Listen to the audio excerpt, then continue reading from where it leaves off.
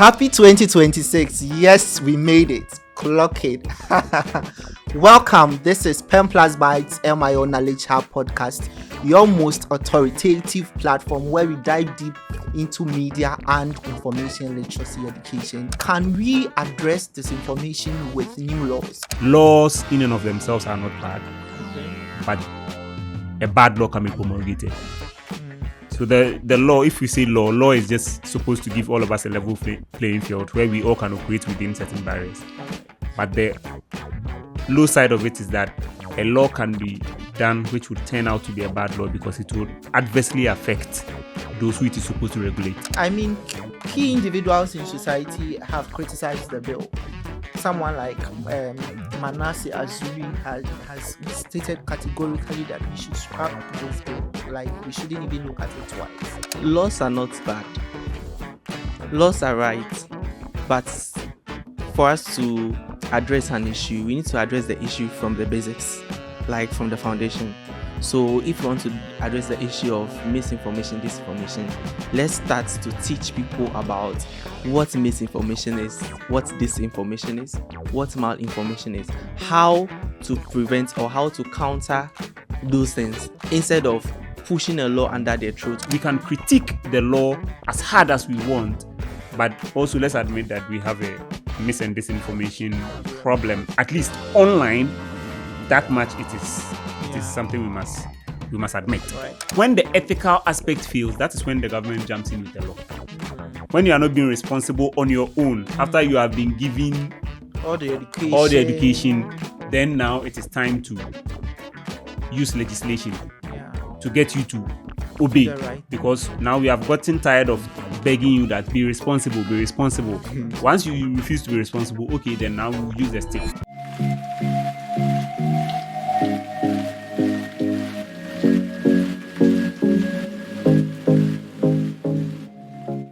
Happy 2026. Yes, we made it. Clock it. Welcome. This is Penplusbytes MIO Knowledge Hub podcast, your most authoritative platform where we dive deep into media and information literacy education. But before we unwrap what we have for you on this episode, let me say thank you to DW Academy and the German Corporation for their continuous support. But most importantly, to you, the one watching, we appreciate you so much. Your likes, your comments, your reshares, your reposts. Oh my God, it means a lot to us here at Penplusbytes. Thank you for making 2025 a very rewarding journey for us. And we are hoping that 2026 will be even much better. You are welcome to another episode. It's a new year. It's a new episode, but same host. I am Manuel, and make sure to follow us on all Penplusbytes social media handles at Penplusbytes. Let's take a quick breather, and when I return, I'll serve you the juice.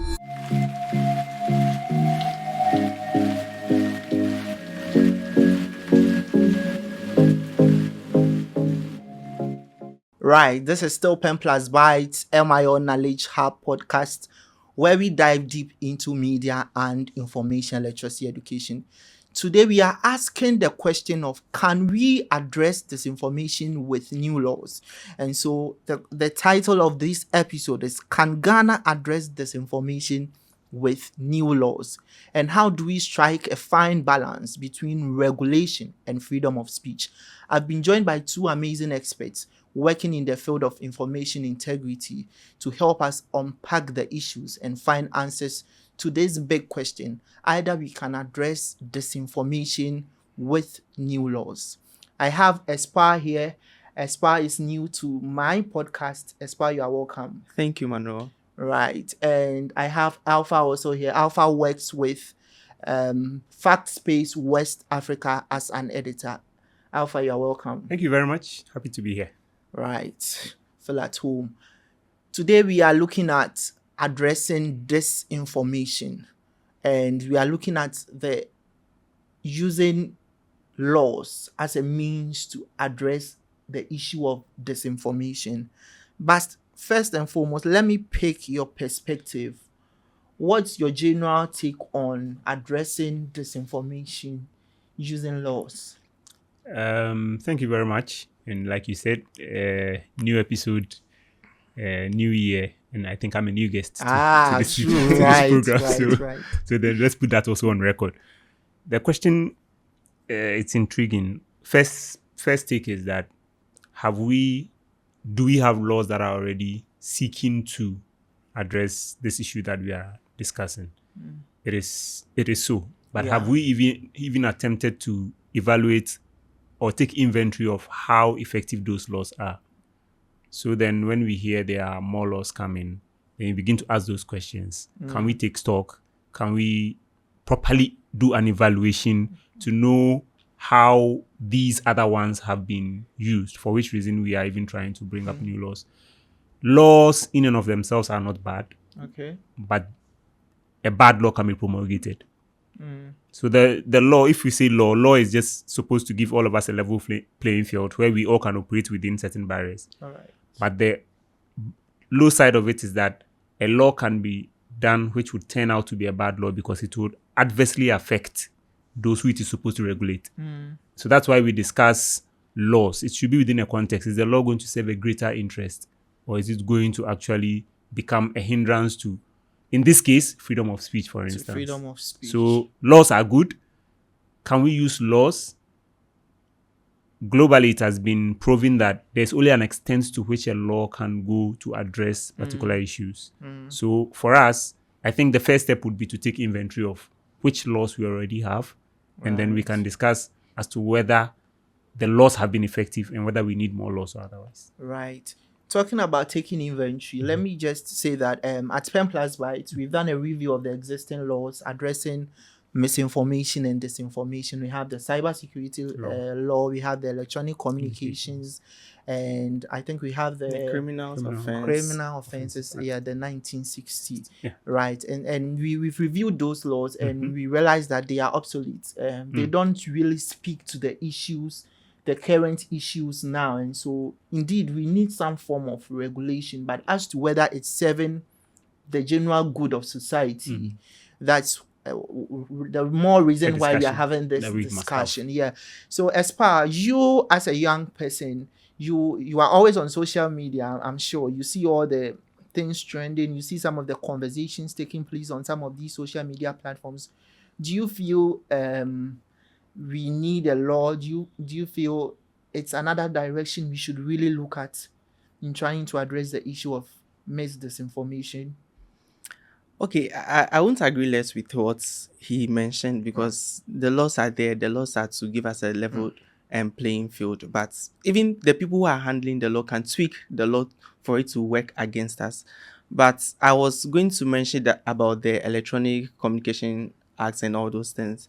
But yes, we need the laws because just as you mentioned at Penplusbytes, after you guys have worked around that, you realize that they are not addressing the issue. There are certain articles in it that have something to do with the MIL, the misinformation, disinformation, but I believe we need the laws that directly address the issue. Then we now have to look at how to implement it, because we need people who would be there for the people but not against the people. Just as I mentioned, not tweak the law to work against the people, but for it to be fair to everyone and then work for all of us. Right, not tweaking the law to work against the people.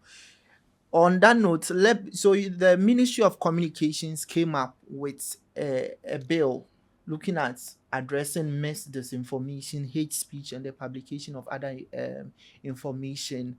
So, and that was in the tail end of 2025, and it received a lot of backlash from the general public. There were many people who felt this law does not really address the issue of misinformation, but rather it's coming to affect free speech. Is going to limit the way with which we can operate on social media platforms and all of that.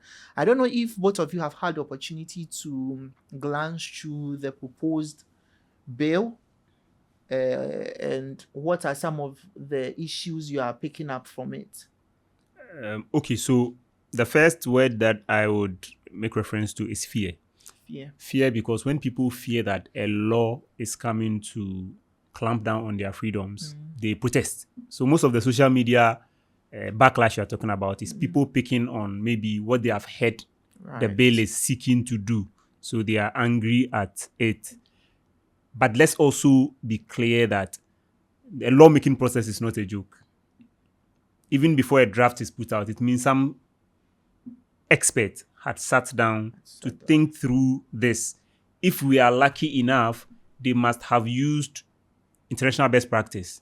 They try to look at other people who have existing laws and try to say, okay, this one is common amongst all of us. So then let's put that on record. Fear is more often than not the reason why people come against fight back against laws that are being promulgated. But can we conclusively say those people had immersed themselves in what the law was saying? And more often than not, can we also say that someone can point you to this provision and this other provision is the reason why I'm against it? More often than not, the issue is that once you are spreading fake news, whether on your known to you or unknown to you, the law is coming after you. So people are apprehensive. So let's get that out of the way. Sure. The other point to make is that to the extent that the ministry had put out the draft seeking input is also a good step, because it allows you to, and I'll put this in quote, to speak now or forever remain silent. Because once it is passed, it will apply to you, whether you spoke or you didn't. So to speak is very important. So those are issues that we must establish. One, the public fear is the reason why we fight back. And two, being asked to contribute is a positive step, because even if you are not asked to contribute, the lawmakers can still go ahead and pass their law. So then that's also out of the way. Now, the substantive issue. As someone who has reviewed the document to an extent, you can speak to the fact that it is seeking to regulate speech with structures. So the entire system is trying to put together what is called a division. And the division is supposed to do some amount of regulation of who has said what. It's almost as if they are the ombudsman for trying to see whether you have fallen foul of the law or otherwise. Now, one would ordinarily see that this is an institution that is supposed to regulate, but it is seeking powers that is going to make it maybe not even not accountable to independent bodies. Right. Because for now, when you have a division and it is state run, there's a fear that, again, the fear comes up. There's a fear that whatever decisions they are going to take could be tainted one way or the other. Right. So that the entire division, and it covers a very big chunk of the document. I think from clauses, is it from 9 to about 15? It has a very expansive rule. Yeah. Now, that division must have an independent oversight body. There must be a group of people who are not necessarily politically appointed, who can also sit back and say that, okay, the decisions of the division count one way or the other. So then there's a need to regulate or to get a tier where the division's decisions can also be looked into beyond what they say. So the division is one area that I think it could have been we should look at the structure, and if its powers must be toned down, that must also be done. The other thing is the issue of independent oversight. Okay. Even major corporate bodies like Meta have independent oversight bodies because they know the extent to which they must be seen to be serving the public interest. Can there be an independent oversight body that will sit back and look at some of the decisions that even the divisions take?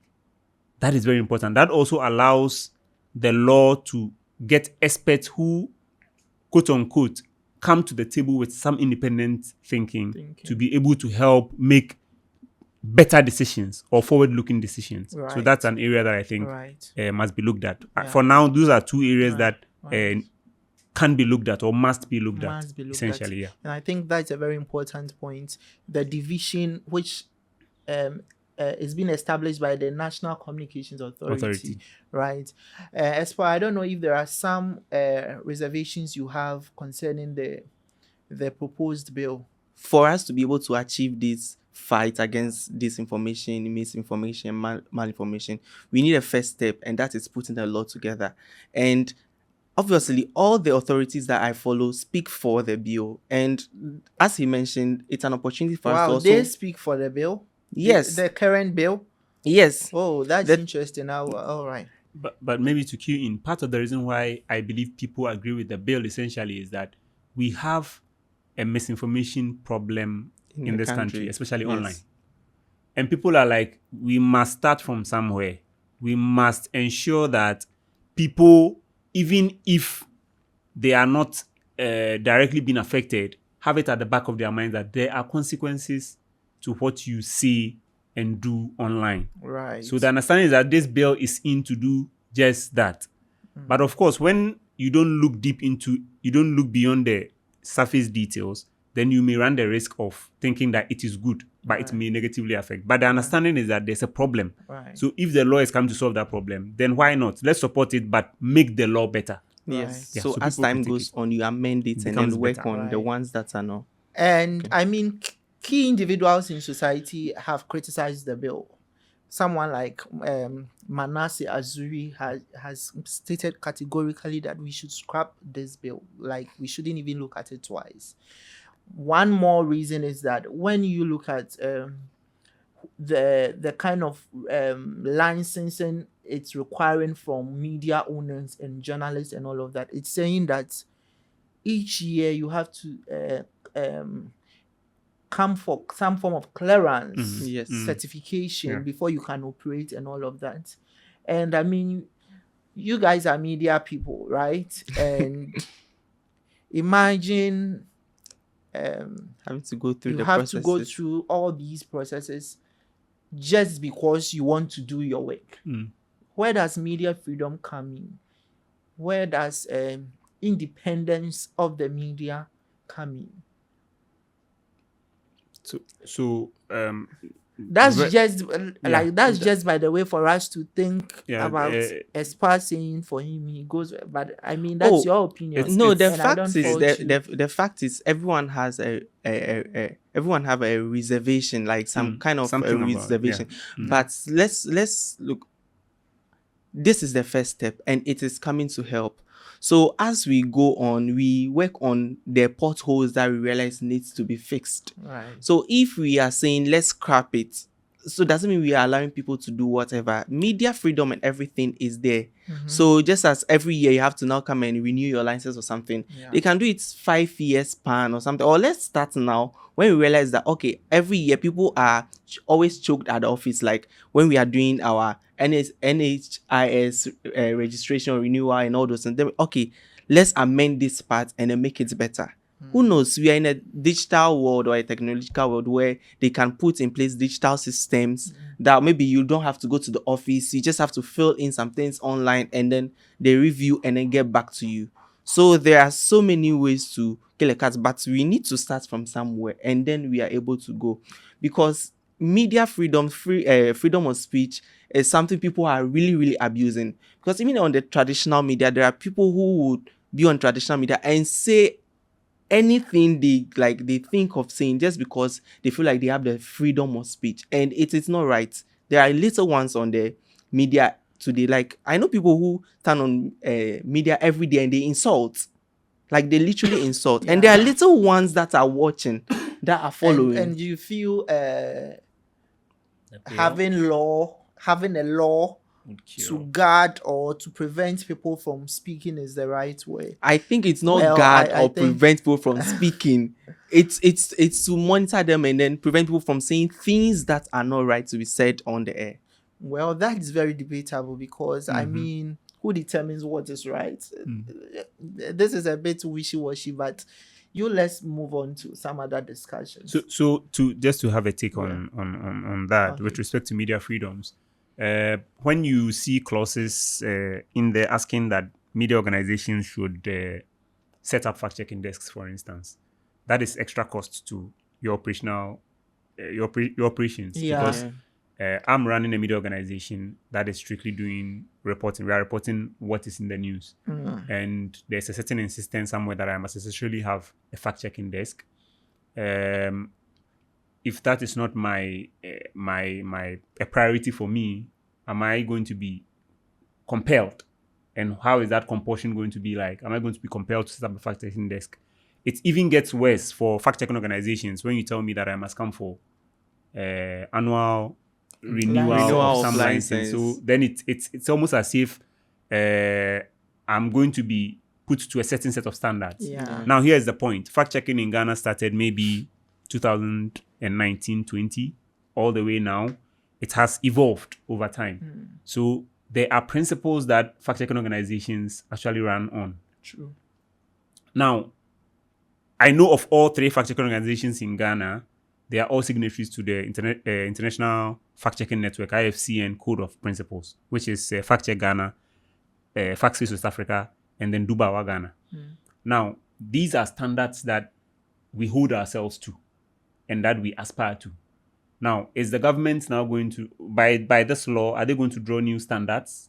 Or are they what standards are they going to hold you to? If you say I should come and register tomorrow, which standards are you going to hold me to? I am doing my independent journalism work. I am accountable to myself and to other people who ascribe to the work that I'm doing. So then when the government steps in, it's almost as if the government is now trying to regulate a certain aspect of journalism, which is fact-checking. And that essentially is a problem. Everybody will raise an issue. And for all you know, these things could come with cost, which means that aside from certain fact-checking desks, your operational cost is also going up. Again, it does not allow for that independence that media organizations should have. At all times, independence is one critical element of the journalism that we do. Once that independence is taken away, it is something else. It's not journalism. It's not fact-checking. So then what organizations must do is to speak up now before it turns into what we think it could become. That's a concern. Yeah, and an avenue is like the inputs that they have to put into the draft, like to speak allow you out. to. Yes. We really appreciate the fact that they actually came out with the draft, so that key stakeholders, the general public, can have a say in what becomes of the law. Yeah. And so I think you've even answered my question of, I wanted to ask what would really change if this law, what would really change in terms of the work you are doing when this law is passed? Yes. But I mean, the response you gave me, if to add, it means then that now your reporting lines, you have a new reporting line. Because when I start planning the year, I know that I am doing work and I'm accountable in this way. Now it means then that I should be accountable to someone else, which means I'm working towards accounting to another stream instead of my known stream. Because IFCN, which is the international organization, would hold you to basic principles of whether you are transparent, of whether your whatever you are doing is clearly known to the public. They hold you to these things: fairness, objectivity, transparency. Now, when the government also says, I have a new set of guidelines that you must obey, it means that in the course of your work, you are thinking of how to report to someone else beyond the known lines, which is an added sort of responsibility to whatever you are doing. So then you have reason to say that, no, it doesn't work that way. You should relook those particular provisions. Just to chip in again, with respect to scrapping the entire law, it could be a typical case of saying we should throw the baby away with the bathwater, that there's nothing good about it. But can we say that, first of all, we don't have a mis and disinformation problem? Can we say we don't have that? Maybe we can't say that. We do. We can't say that. So then there's an extent to which something must happen. Is it strict regulation that would sort the problem? That is a conversation we can have. But even as we are now, most of the conversations online are driven by people we call social media influencers. And they may not necessarily be trained journalists. And they will put out content believing that it is true. Or they will put out content wanting to drive people to their pages to see what is going on. But there's a risk. If the information is false, people will consume false information. And mind you, the basic principle is that false information travels faster. In fact, fastest. So that bad news sells. From our own checks, false information could hit 100K views, say on X, but the fact-checked information could be hitting below 1K. Now look at the Gulf.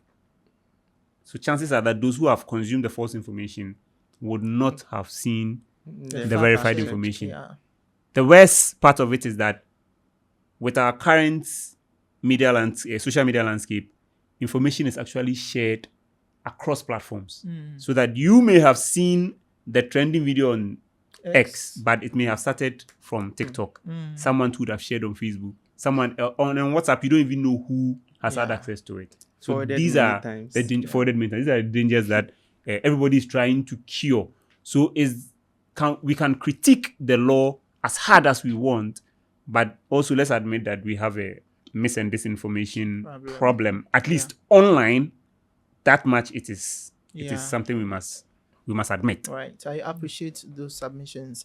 So Espar, let me come to you. Beyond legislation, which other angle can we look at when it comes to addressing disinformation? I believe and I know that the major thing we need to use to address misinformation is MIL education, media information literacy education, because that's the basics. Imagine bringing a law or enacting a law and people don't even understand the ecosystem, the environment about the law. So you say don't misinform, or if you do this, the law will deal with you in this way, and the person doesn't even know what you are asking them not to do.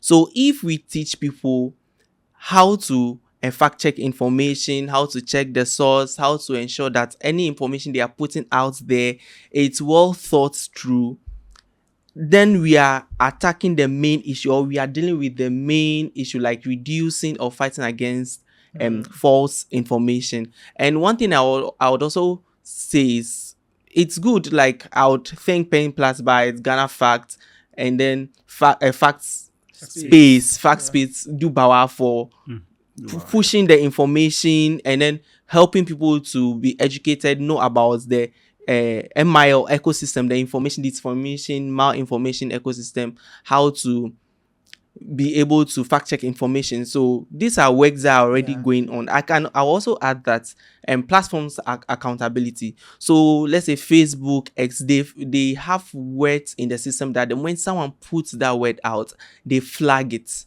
And then when they flag it, they prevent other people from seeing it. That would help a lot, because we watch movies and then FBI, let's say outside the country, FBIs are able to just pick an information, a conversation from, let's say we are having a conversation on WhatsApp, and the moment I say something, they get alerted, and then they start investigating, arrest the people to ask them questions. Why are you saying this? Why are you doing this? All those platform accountabilities will help flag and then reduce the broadcast or the spread of false information. Right. I think that's a brilliant submission. You want us to get to the basics. Yes. You want us to teach people the importance of being responsible, even on social media, even with handling our phones. And so it's just right that's why we have this podcast here. It's just right that you know that it's not everything you see that you must share. If you don't like the content that you are seeing, don't like it, don't share it. Let's just be responsible on social media platform, as Espar has just said. I want us to look at how we can guide people to act responsibly on some of these platforms. You are a fact checker, and so you I'm sure you are just praying that each point in time people put out the right information so that your work becomes a bit less and easier for you. But as you are still at it, what form of, or what would you advise, or how would you encourage people to operate on some of these media platforms? Okay, so as a fact checker, I wish that people will put out right information, but I wake up every morning knowing that someone puts out wrong information. So I come out knowing that, okay, even though we are all supposed to do the right thing, everybody is not like me or like you. Some people do misinform for reasons known to them, whether political, economic, whatever it is. So then that actually informs why fact checkers would always come to the table with a certain mind that there could be more to what I'm seeing. We want people to act responsibly.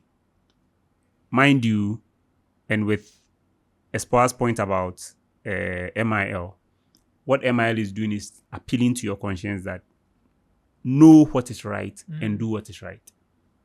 It's just an ethical aspect of everything. So one analogy I've heard from Mr. Jerry Sam is it is inoculation, it's vaccination. You are taking in something that will prevent you from falling prey to wrong information. You're actually helping yourself. It's a first step. But fact-checking is post facto.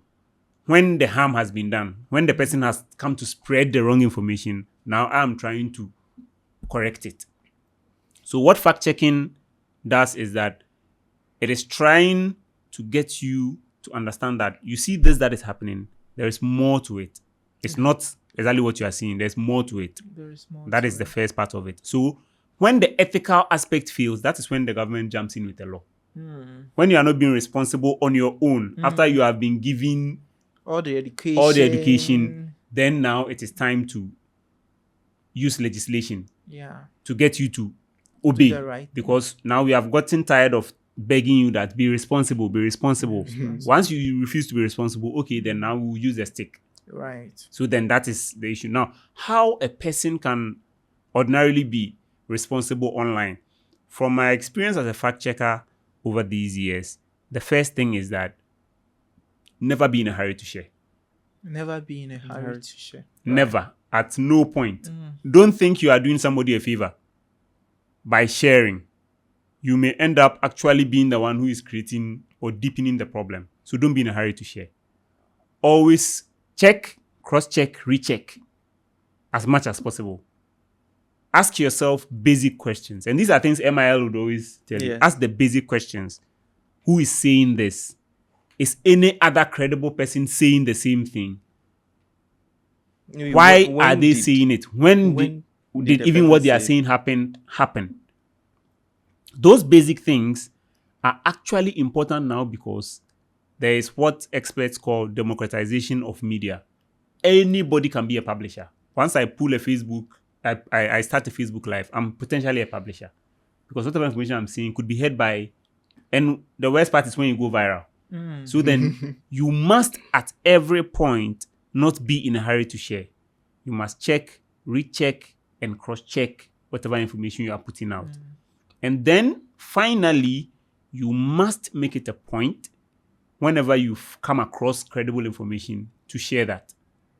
Because that you are sure of, because it's credible. So share what you are clear is credible information to help other people. And all of us, for all it is worth, because everybody uses a phone now, must be media information literacy advocates to an extent. Even if it is not your work, at least make sure that you can tell someone that this is the right thing to do. This is not the right thing to do. Each person spreading the information actually makes it a bigger pool where we can all insulate ourselves from. Otherwise, when the fire starts in the house, we all stand the risk of being bent down. Yeah, and even one way is to comment on the fact-checked works. Someone puts something out there, a false information, and you go and the comments are a lot, but an organization fact checks that, puts the right information, and then less than 10 comments. Cares about it. Yes, reactions and everything. And reaction also catches some people's attention. If they realize a lot of people react to something, they want to read and know. So as we are adding up, let's try to comment on those things, share them. As we are sharing, quote them. So add your bits to it, and then quote it, and then share, react, just engage the post. You made mention of the fact that the fact-checked reports don't get enough engagement like the false claims and all of that. Could it be that we are not packaging the fact-check reports well, or we could have... I have a feeling we can do much better in repackaging some of these fact-check reports so that we can appeal to more people. I don't know if you... Yes.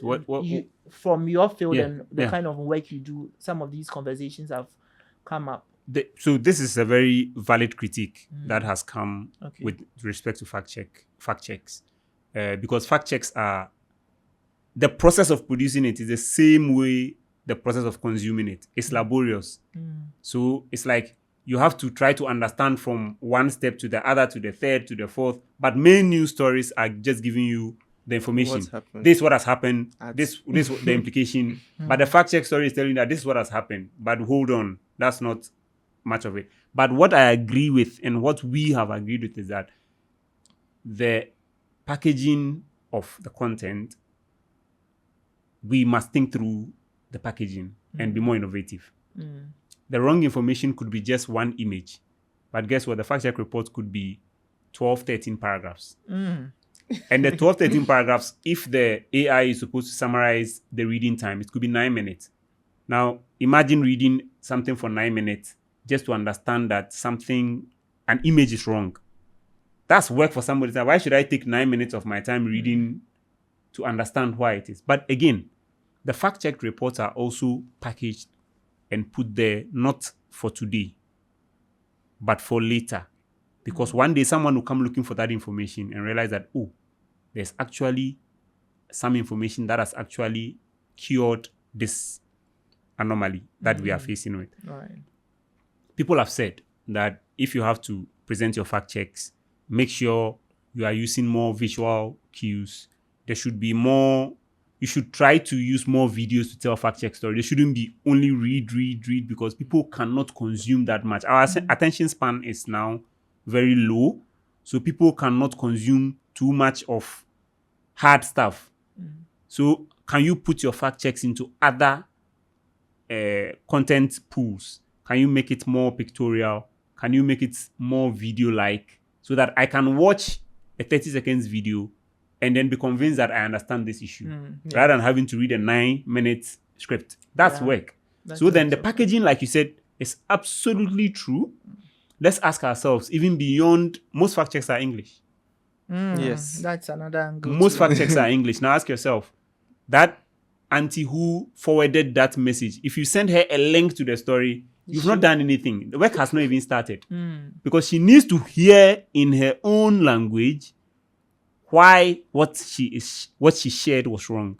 So then even language-wise, we are constrained. In terms of the way it is presented, it can be better. And these are ways that fact-check organizations are still exploring, as far as I know. Most started with videos. Like We are Dubawa. Dubawa is doing some I think videos. I've seen Fact Space. We also. have started doing more of videos because we understand that the reading is not going to cure all of it. So you must think through other means. being So those innovative are, about you have to it. be innovative. And that is Yeah. a fact. Right. It's something that we must work on. True, and we appreciate that.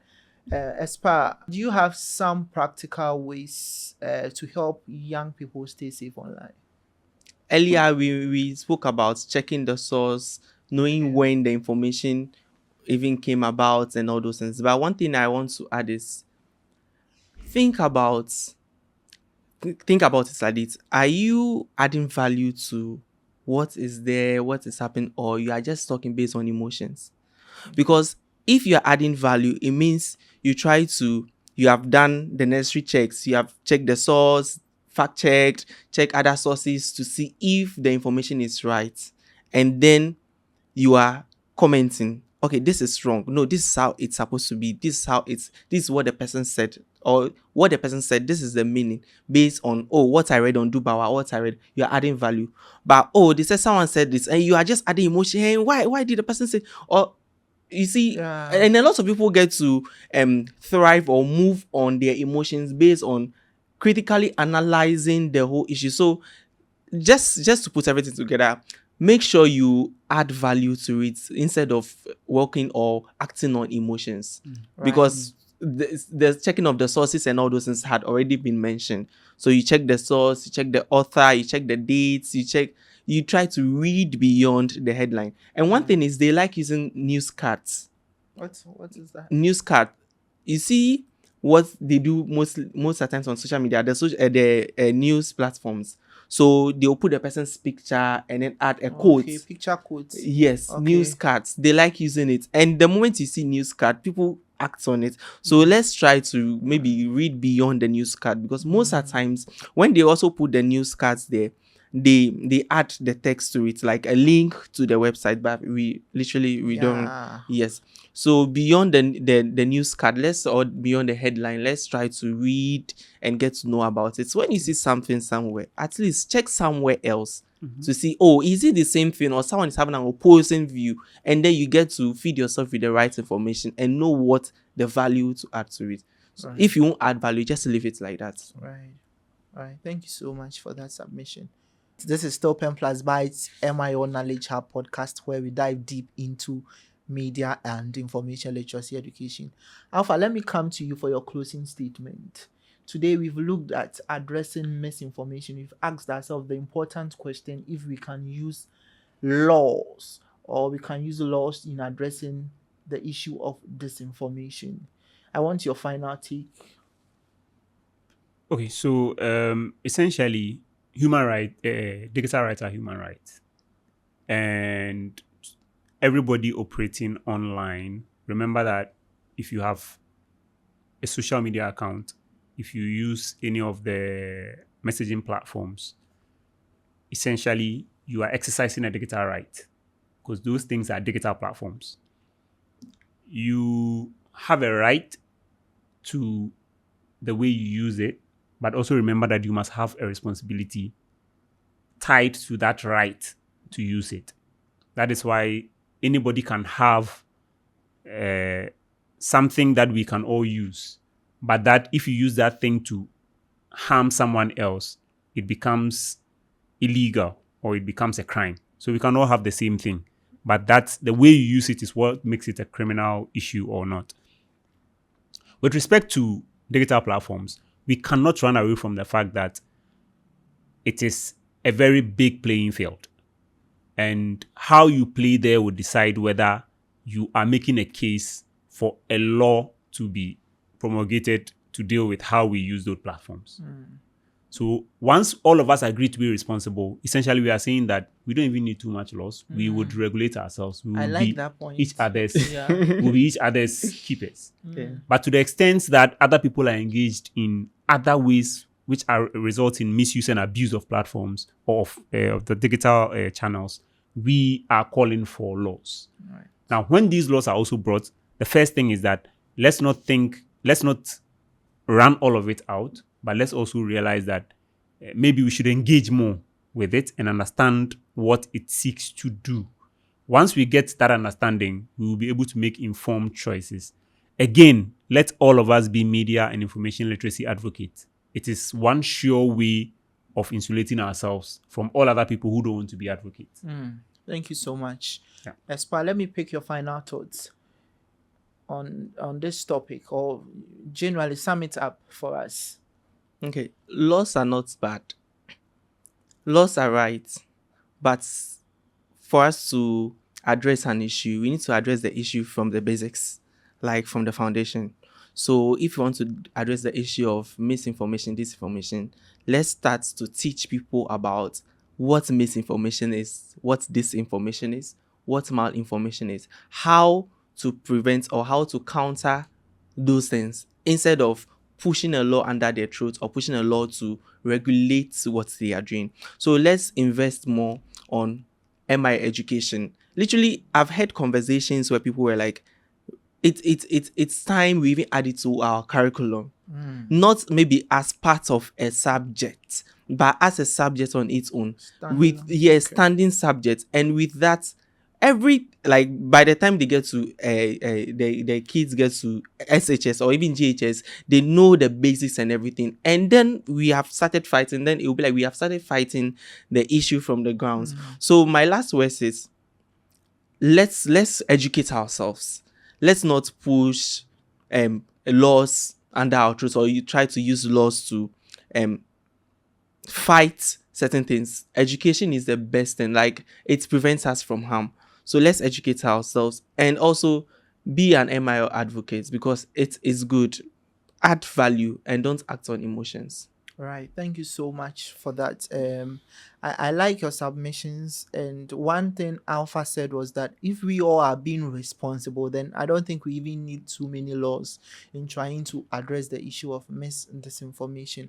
But here are some practical guides I would want to leave all of us with as we wrap up on this episode. When you see disinformation, you can actually report them on some of these platforms. And also, let's try to read beyond the headline. When you see a news story, usually it comes in a form of a flyer. Don't just read the flyer and run with the news. Try to click on that link to read the story. And also, avoid engaging with false posts. Some stories are false. You can clearly see that this story is not true. And even sometimes you don't take time to even look at or pay attention to the video or the flyer. We just like it and then we move on to the next post. It's appealing. And then there are a number of reputable platforms that we can go to for information. There are a number of credible news sites we can go to for information. And so let's just try and see which blogger is more credible. Let me follow this person. Let me unfollow that person. Which news platform over the years has been consistent with churning out good information. Let me give them a like. Let me follow them. In doing so, we are helping to build a very healthy information system. It's been a very packed episode, and I'm so grateful to my guests for gracing my studio. Alpha, thank you for passing through, and Espar, it's been amazing seeing you share your insights with us. Welcome. Thank you for sticking and staying with us. This is Penplusbytes MIO Knowledge Hub podcast. The conversation has ended in studio, but you can still be part of it. Join us or share your comments with us on all our social media platforms at Penplusbytes. You can use the hashtag MIO Knowledge Hub podcast.